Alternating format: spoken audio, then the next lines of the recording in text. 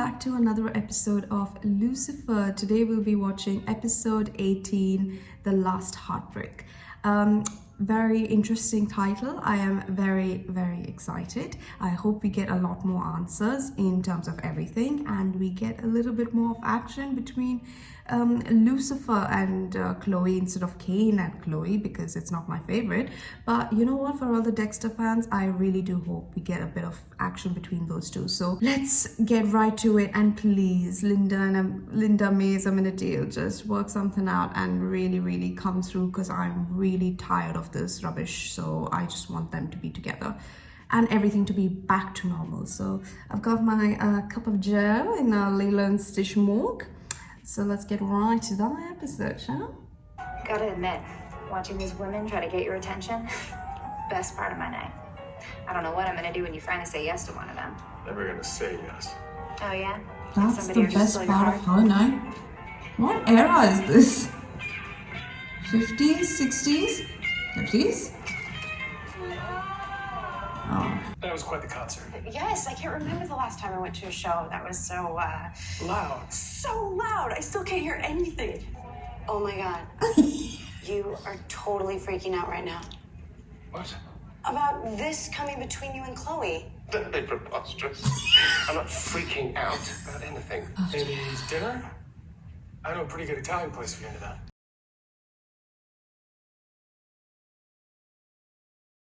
Chloe, I just wanted to, well, we have a case. Double murder. Some couple found in a convertible at a lookout off Griffin Park. And what am I supposed to do in between? Or is that in itself a test? Okay. How about a large mocha with extra whip? Sure. Lucifer said that you were Poor Charlotte has and gone he through used the the flaming sword and sent you into another universe. You know Lucifer, so you do know me. What do you mean a flaming sword? I'm really sorry, but I have to go. For the record, Detective, I'd like you to note that I haven't once asked you about your evening with Pierce. I realise it's none of my business. You're right, it's... You and I are partners, Detective, and nothing can come between that. Prepare yourselves, people. Looks like they were drugged unconscious, and then someone literally smashed their chest in. Do we know how they were drugged? Best guess, maybe the killer used some form of anesthetic. In the 50s, there was a guy named Clark Hoffman. He was known for making his victims swallow their wedding rings. Right, the Broken Hearts killer. Maze? Seriously, what were you thinking letting a drunken rocker sleep in Trixie's bed? You know, there are some things I can tell Chloe, too. What? Like what? Like, remember when we had a guy killed? And I hate to break it to you, Kane, but there's only room for one immortal in the detective's life, and that position's already been filled. If that's all it is, then you've got nothing to worry about, do you? I don't like him. I don't like this. I hate it. I hate it. I hate it. I admit I hated Rachel, but I would never hurt Robbie. Started talking. We chose to divorce amicably. Well, she's obviously lying about her relationships and the murders. Please tell me I'm not the only one who sees that, Detective. I think we can't take Emma's word at face value. Place was wiped clean, just like the first crime scene. I mean, this killer, you guys, whoever he or she is, total pro. Well, Emma's alibi checks out. You could work anywhere. Your office, your home, but you choose to work in this bar. Why? I like a stiff drink. Because you don't actually want to be alone. What if the killer scoped out the location a week before, and I found this? I don't freak out, but Charlotte Richards is back. Oh. But you have absolutely nothing to worry about, Linda. She's not, Oh, a little too she's late. not mom anymore. Seriously, last warning, dude. Next time, I'm calling the cops. Call the cops. They'll be on my side. Whatever. Who's ready? What? Ready for what? For the wonder that is the Broken Heart store. I may have mentioned a few things that I shouldn't have, but by the time I realized that she wasn't mom, it was too late. I understand that you miss your mom and that you didn't get to say goodbye. But Charlotte is a woman who has literally been to hell and back. The last heartbreak. Are you The serious? scene of the final murder, and where the killer was ultimately apprehended by police.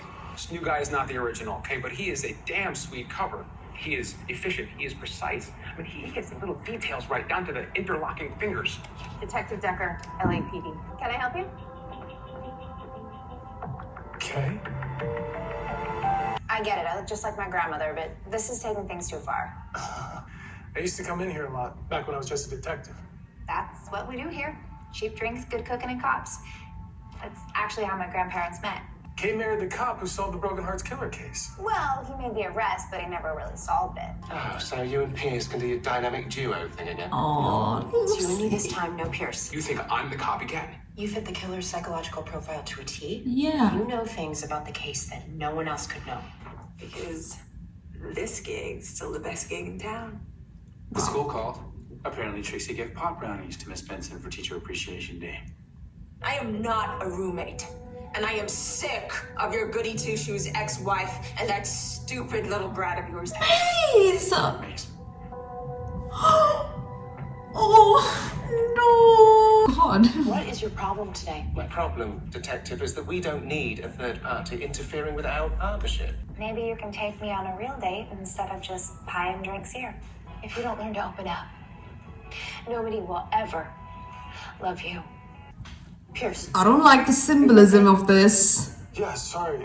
Don't use this opportunity to accept her because you didn't do Look at that all back this in the stuff that he 50s. found. Like, oh my God, Chance's chocolates? I'm obsessed. We need to make ourselves the target and flush the killer out. Great idea. Decker and I'll do it. We'll give out my home address and lure the killer there. Stop! I ordered a pastrami. Is this pastrami? No, it is not pastrami! Now get out of here! Cheating on you with the boss? Oh, that's low. But it's quite a bit more complex than your obnoxious braying's making it out to be. Well, yeah, we are going to send a free box of chocolates to your special someone, if you have a special someone somewhere. Oh, wow. He sounds like Gru. This Well, is he's nuts. my colleague, and we both care about the same sorts of things. Like, Sounds like a hell of a guy. Oh, And we'll make sure to get that package to him. Where the hell did he go? he had enough of your stupid show. Decker, listen, I know that our opportunity for a second date was interrupted earlier. Hopefully this will make up for it. How did you move on from the detective when I showed up and replaced you? We have our own relationship, Chloe. Once I came to terms with that, I was fine. No, I can't come to terms with this. I was disappointed, but I got it. And you're the one who said you're, not relationship material. Pastrami boy. Yeah, sandwich boy indeed. Killer, what? What are you talking about? Dude, I'm here for the show. The only reason I'm interning is so I can get access to those tapes, and I post those tapes. Wait, so the real killer might be inside. Unedited. You deserve someone who's gonna let you in, and I want to do that if you'll give me the chance. She has Lucifer. Oh my god, he's an immortal. He's not. Chloe.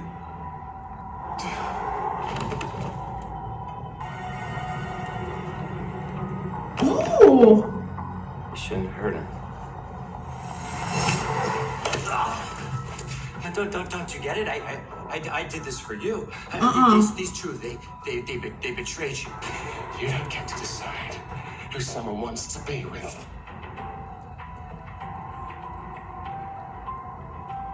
Oh! And neither do I. Come on, pal. 10 years. You are following me. No, this is just where I come to read the paper. You were my mom. There is so much to explain. Oh my god, are you actually gonna tell her?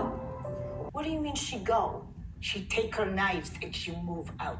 But I know that I've been acting. Insecure, childish, possessive. Well, I was going to say strangely, but because I've realized that there's room in your life for all sorts of relationships, even if one of them is with him. Dinner sounds great. How about tomorrow? That's perfect.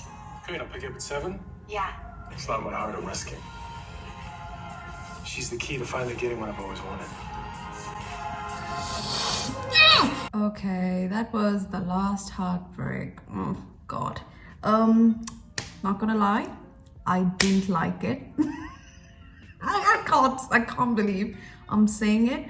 Only because I am not enjoying the way it's dragging on with the Kane story, and how after millennials and millennials of him being on Earth as an immortal, not finding a way to die, that he chooses this time, even though he knows that Chloe could or could not be the key to his ending.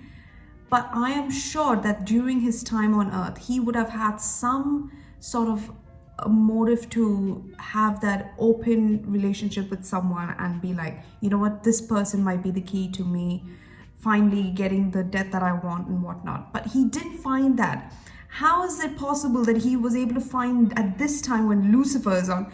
I understand that Chloe is a miracle put in Lucifer's path, and that was unprecedented in many different ways. However, I'm not sure why Cain thinks that could be for him.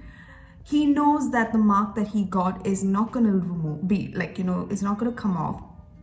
And he knows that the miracle that is Chloe is not for him, but as Lucifer actually rightly said, that there's only one room for an immortal to be in her life, and that happens to be Lucifer. What makes Cain think that he is the one who can steal that away from Lucifer? I mean, oh God, it's just like, it makes absolutely no sense. It might have a reason why it's choosing in that storyline, but I just don't see the point that he has been living all these years and all these since the Bronze Age and whatnot, that he happens to find Chloe, the only person in that entirety of his time who could be the key to what he wants. Like, what?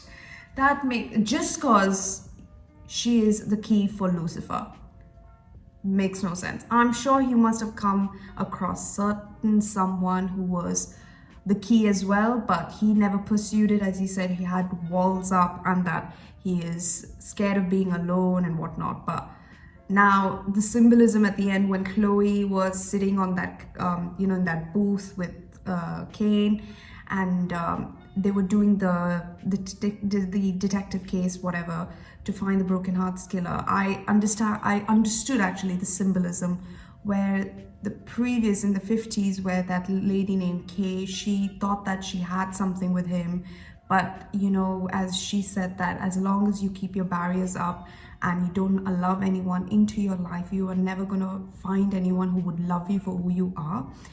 And then it turns straight to him and Decker being in that same exact spot where he actually thinks that, okay, you know what, this time I'm going to give it a chance. We're sitting at the same exact spot.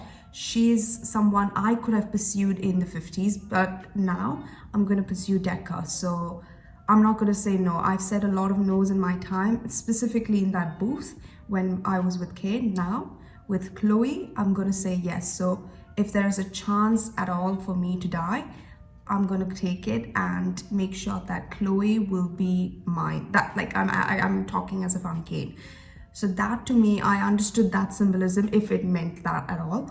But for me, I just think that it makes absolutely no sense, only because it seemed like the mark that was given to him was quite certain, and if anything, it can only be God who revokes that. And if God meant for Chloe to be put in Lucifer's path, it meant only for Lucifer. He can easily take Chloe back away, but I'm not too sure if God means that since she's a key for Lucifer, she could also be the key for Cain. That's the only thing. And I just genuinely think that the story in this episode was a bit more I was not quite with it. But and with, of course, Maze being the way she is, I just hate it. I'm sure, again, I am sure that she's had a lot of heartbreaks with her family and whatnot, and plus since she's a demon and we claim that she has no feelings at all, clearly she does. I mean, you can't be drunk and act like that if it didn't hurt you. And even though she has developed feelings, of course, because to an extent where she was able to have her best friend as Linda, who's immortal, it does change things, and her acting, her day-to-day does change, but it doesn't have to change in this way. I'm sure she's had worse heartbreaks before, and she did say she's had sex with millions and millions of people before, but with just Amenadiel and Linda, I think she does care for her friendship more. and that she didn't want anything to ruin, but I don't think that she has to go to that extent.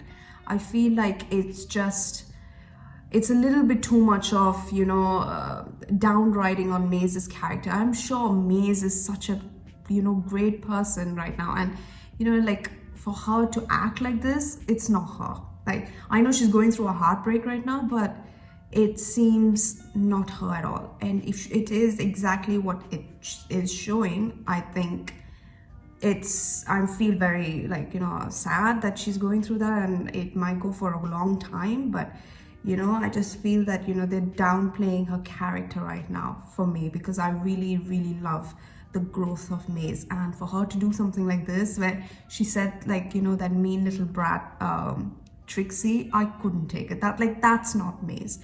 And even if they had to show that she's going through a hard time, I don't think they'd have to go through that segment, like, to that extent. So that's why for me this episode was a bit low on the receiving end of storytelling. I'm hoping that episode 19 will be a bit more better, and it will explain a bit more as to, like, how we can get through with the Decker and Kane situation, and then, you know, Kane is out of the picture and whatnot. And I know this is a tough, like, a hard, rough couple of episodes that we will undergo for all the Dexter shippers, but, you know, it's not even for that. It's just that it's dragging, and I know most of you did say that, but now I'm feeling it, because I did like the previous episodes, but this episode just felt like, are you serious? Like, I was just in shock the entire time that they chose such a narrative for the story plots for these characters. So I hope episode 19 will be a bit more upbeat, and we'll get a bit more of running on the story. If not, okay, fine, hopefully the next one then. But I really do know that it will come to a part where, you know, all of us are happy. So I just have to have patience, and I know that, but it's just, you know, my thoughts on this episode. But this was a great one, and an okay one actually. But I hope you guys enjoyed the reaction. Don't forget to subscribe to the channel if you haven't, please. It really does mean a lot, and your support does. Thank you for all your positive comments. Keep it coming, and give this video a big like. Also, please don't forget to wear your masks. It's really important, and please stay safe for your friends and family. And I'll see you lot in the next one. Bye everyone, and have a great day. Virtual hug!